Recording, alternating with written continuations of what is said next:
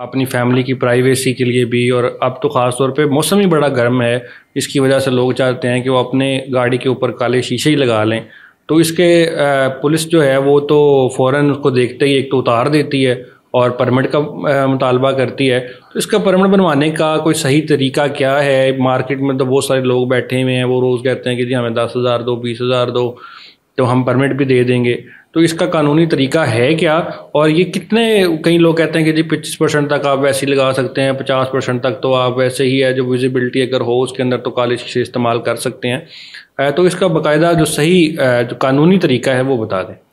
बहुत शुक्रिया। अच्छा, इसमें ना समझने वाली बात ये है कि जो आपने कहा ना कि लोग अपनी फैमिली प्राइवेसी के लिए, ये प्राइवेसी से ज़्यादा ना हमारी इस वक्त जो आवाम को ना ये एक शौक़ है, ये क्रेज़ है कि चूँकि सरकारी गाड़ियाँ, चूँकि बड़े बड़े लोगों की गाड़ियाँ, चूँकि वो ब्लैक वीगो और चूँकि ख़ास लोगों की गाड़ियाँ जो है ना उनके शीशे काले होते हैं और वो टॉट टप्पे की एक अलामत है, इसलिए इस वक्त आवाम को बड़ा क्रेज़ है कि मेरी गाड़ी के शीशे भी काले होने चाहिए। और उसके लिए वो फिर हर तरह से कोशिश करते हैं। कुछ लोग जुगाड़ लगा लेते हैं कि वो अपनी गाड़ियों के शीशे काले कर लेते हैं, जहाँ पुलिस नज़र आए वो फ़ौरन शीशे ही नीचे कर देते हैं ताकि वहाँ से गुजरते हुए पता ना चले।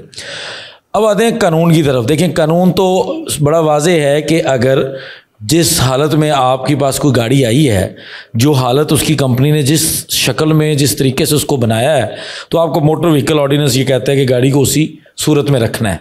और जहाँ तक शीशे काले का मामला है, वहाँ सिक्योरिटी कंसर्न्स जो स्टेट की तरफ से जो कानून नाफिज करने वाले इदारे हैं, उनका मानना है कि सिक्योरिटी के कंसर्न्स को देखते हुए, क्योंकि हमारा मुल्क वॉर ऑफ टेररिज्म में है, तो इसलिए वॉर अगेंस्ट टेररिज्म में हमें इस तरह की गाड़ियों को हम अलाउ नहीं कर सकते कि जिस गाड़ी में पता ना हो कि कौन किधर को जा रहा है।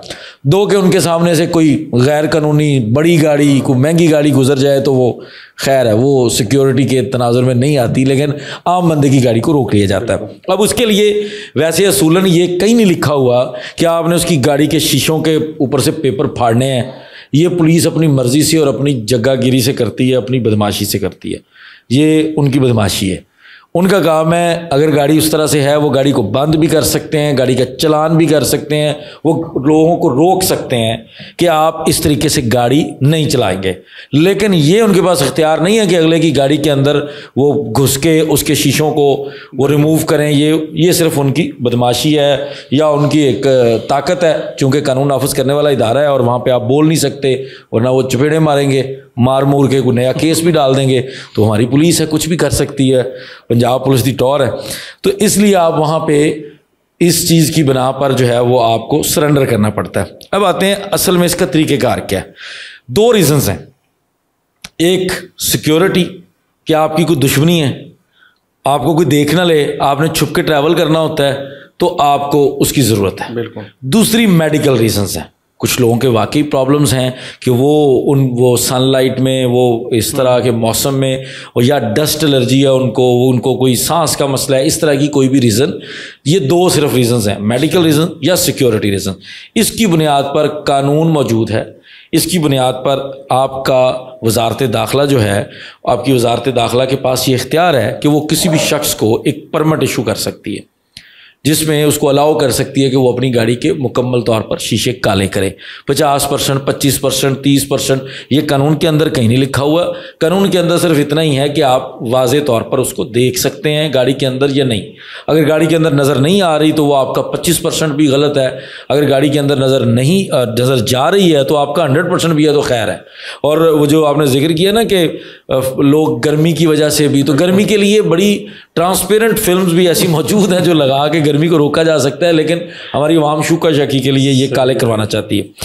अब आते हैं इसके लिए हो क्या रहा है। जब आप अभी ऑनलाइन सर्च करते हैं कि मुझे एक अपनी गाड़ी के शीशों को काले करने वाला परमिट बनवाना है, तो आपको सैकड़ों ऐसी वेबसाइट्स मिलेंगी जो कहेंगी लें जी हम हुकूमत की वेबसाइट हैं। अच्छा। हमारा गवर्नमेंट का लोगो चल रहा होगा, हुकूमत को सारा पता है, FIA को, साइबर क्राइम के इदारा, सारे हर किसी को पता है, इंटीरियर मिनिस्ट्री को भी पता है कि इतनी वेबसाइट्स बनी हुई हैं, बट पता नहीं उनके अपने ही बंदे हैं या पता नहीं क्या मसला है या कमज़ोर है हुकूमत, वो उनको रोक नहीं पाती।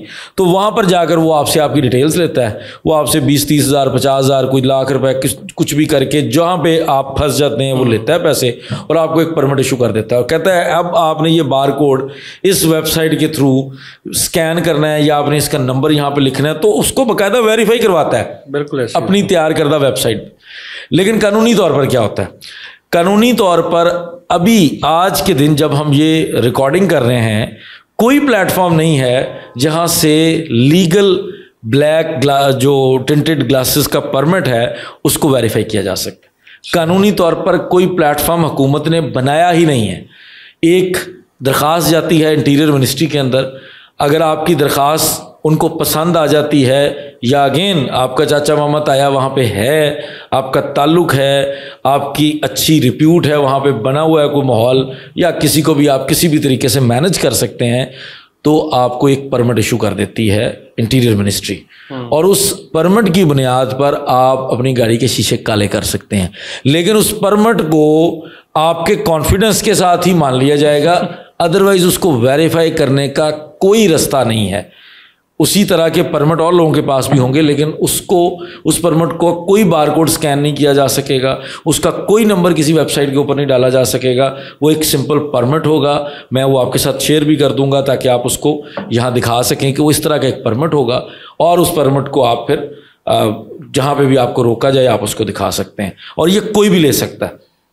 अगर वो लेने की हैसियत रखता है, ख़रीदने की हैसियत रखता है या उसके लिए खपने की हैसियत रख सकता है, तो वो कोई भी बंदा उसको हासिल कर सकता है, हर शहरी।